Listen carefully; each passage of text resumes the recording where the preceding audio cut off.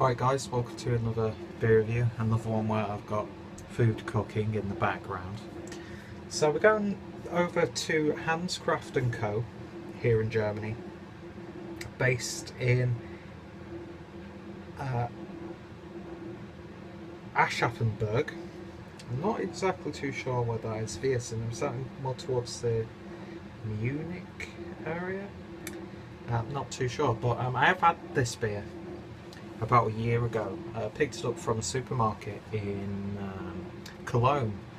Beautiful city, but too many people. And yeah, I remember really enjoying it. I think I recorded the review but accidentally deleted the video, but oh well. And I was in Munich recently and I saw this in one of the big department stores and I was like, ooh, that's interesting to find a beer like this there. And I picked it up with the intention of aging it, but I was like, you know what, give it a try and maybe I'll pick up another one next time I get the opportunity to. So yeah, Hanscraft Co. Black Nizza or Nizza Motoröl, which is an imperial stout. Interesting play on words there. And this is clocking in at 9%. Doesn't really tell you what hops and stuff they've used. All it just says is barley malts, wheat malts, rye malts, oat malts, hops and yeast. So it should have a nice little bit of a body to it. The only other beer that I've had from Hanscraft Co is it's one of their flagship beers, which is the Backbone Splitter IPA, which is really good, but I think I need to revisit that because I can't really remember too much about it. So, being an Imperial Stout, using one of my favourite glasses, the Behemoth Snifter. So let's see what we get with this one then.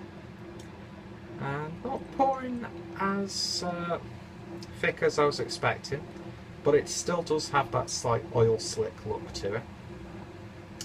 But yeah, very, very intense colour. I won't pour it all in because I think it would be bottle conditioned with all those malts in there, so we'll see if it changes. But yeah, look at that, I could smell it from here, Jesus Christ. So beer in a glass then, I don't think that is jet black, but it's a very dark, deep, rich brown. Sort of like the oaky mahogany sort of look to it. Very dense looking. Beer poured with just a slivering of like a mocha beige looking head. Again, very deep. And yeah, you can just about see some nice carbonation. Look at that lacing on the glass as well. It is staining the glass, and you do really get that impression when you hold it up to the light. But yeah, it looks really nice and inviting. Of course, the cat has to shit while I'm cooking and also doing a beer review. But anyway, let's see what we get on the aroma. Whoa. Loads of treacle and molasses on this. A little bit of a charred, bitter chocolate coffee note in there as well. A really big earthy woodiness. Then you get this lovely like gingerbread cake. Maybe even like a very slight hint of almond, not really going into like marzipan, but that like nuttiness. Yeah, it's like a really rich, moist cake dough. And lovely spicy tones in there, like Lebkuchen spices, like gingerbread. Anyway, smells really, really nice. Let's give it a taste. Prost.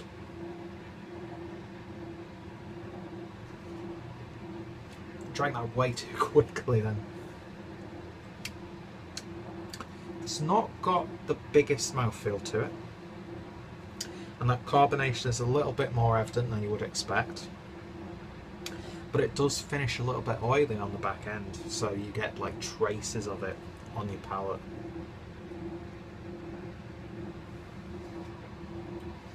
Lovely subtle coffee tones in there,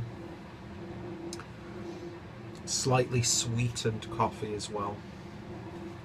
But again, you're getting that lovely cakey flavour to it. A little bit of a cigarette smoke sort of on the back end. I'm not a smoker, but the times that I have smoked obviously stay in your mind because you don't smoke often, so it's not a big thing. But those drunken moments where I'm like, pass me a cigarette. And of course those times when I've dabbled in a little bit of the green stuff. And the very few times that I've had like a cigarillo at like New Year, you do get that sort of like tobacco-y thing on the back end. I have to say, not drinking nowhere near a 9% ABV beer. That alcohol is masked beautifully. And it seems like the more I'm drinking it, the sweeter it's seeming to be. It's very like enriched dough, cakey, lovely dark chocolate, biscuits, that sort of thing, like getting a very like digestive sort of flavour. I mean, look at that head. It's such a handsome looking beer.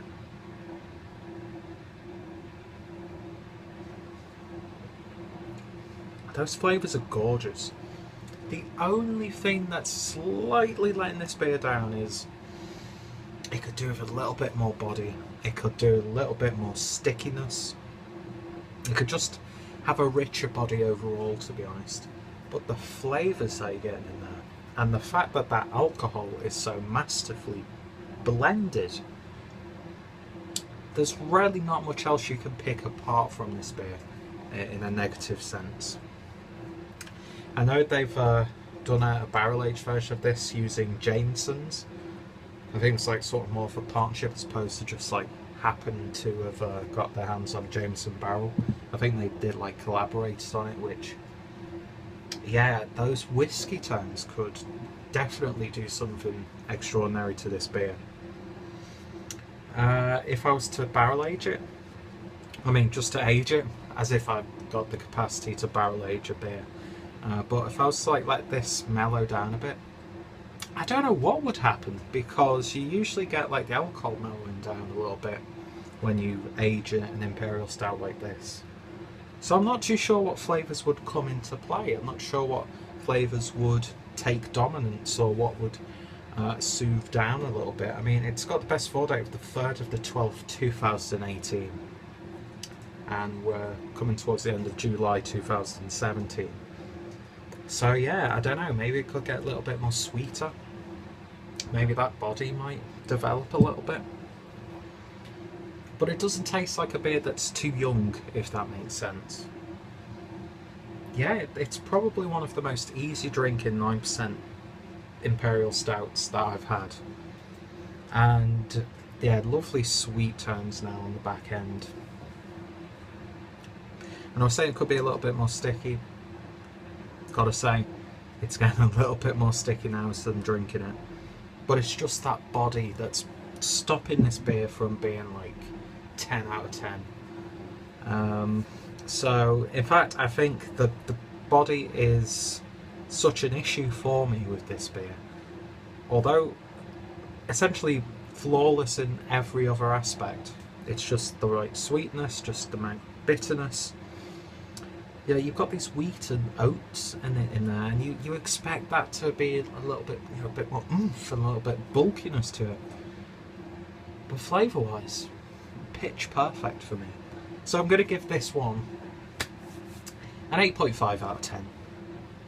Would I buy it again? Hell yeah. I want to pick up a bottle of this and age it. I want to try this in the Jameson barrel version. And of course I want to try more beers from Hanscraft Co. Because that's 2 beers now that I've had from them that I've really enjoyed. So if you have tried this one, or if you have indeed tried the Jameson version, then let me know your thoughts, opinions down below. Are you a fan of the brewery? What suggestions do you have? Perfect timing. Check out Hanscraft Co. All their usual social media platforms are down below, as well as their website. If anybody I know has reviewed this one, of course their links are down below. Check out my stout playlist. I think I've got an Imperial Stout playlist, can't remember, but if I have, I'll put both Stout and Imperial Stout playlist out there. One of my favourite styles.